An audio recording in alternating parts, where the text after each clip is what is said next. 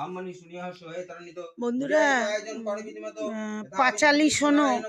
নারায়ণ পুজো বিপ্র লবিল সম্পদ প্রসাদ দইল তবে কিছু কিছু সবে অতুল সম্পদ হলো পূজার পাবে দাস দাসী কম কত করে হাতি পরিপূর্ণ দিজিকে অসংখ্য দিদি পূজার প্রচার কইল ব্রাহ্মণ প্রথমে অথবা আর যদি বলি ক্রমে ক্রমে কাঠ কাটি বেড়ে যায় কাঠুরে সকল ব্রাহ্মণের বাড়ি যায় খাই বাড়ি জল ফিরিয়া বিস্মিত হয় কাঠুরে সমাজ রাতারাতি ব্রাহ্মণ হইল মহারাজ অতঃপর ব্রাহ্মণের জিজ্ঞাসা করিল দ্বিজবার আদি অন্ত সকলে বলিল সিন্নি প্রদানিল সবে সীমাত প্রকারে দুঃখ কষ্ট দূর হলো সুখপতি ঘরে সদানন্দ নামে এক বণিক নন্দন কাঠুরের সম্পদ হেলি হল লিষ্ট মন সুদাইয়া আদ্যন্ত বৃত্তান্ত জানিল সুদাইয়া সাধুর পানে ভক্তি বুঝিল করজোরে স্তুতি করে বণিক নন্দন আমারে করহ কৃপা সত্যনারায়ণ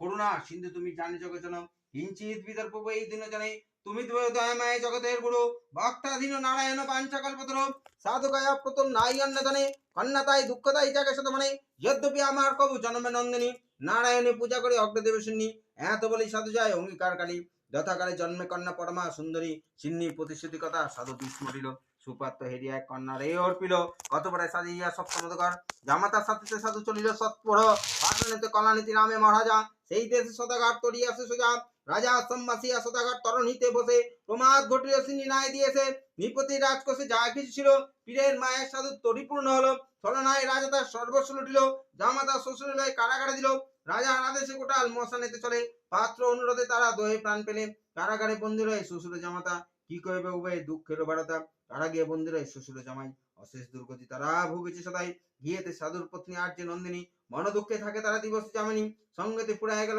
বিপাকে পড়িল উদর পুরাণে দাসে বৃত্তি পেল সেই যে সাধুর কন্যা দ্বিজের বাড়িতে দৈব যে একদিন গেল বেড়াইতে সত্যদেব পূজা দেখি কইল ব্রাহ্মণে কারো করো পূজা কোন সে কারণে ব্রাহ্মণী কইলে তারা সকলে নিশ্চয় সত্যবীর পূজা দিলে কার্য সিদ্ধি হয় সাধুর তনয়া বলে মোর এই কাম প্রতি স্বামী পিতামর আশুক সধাম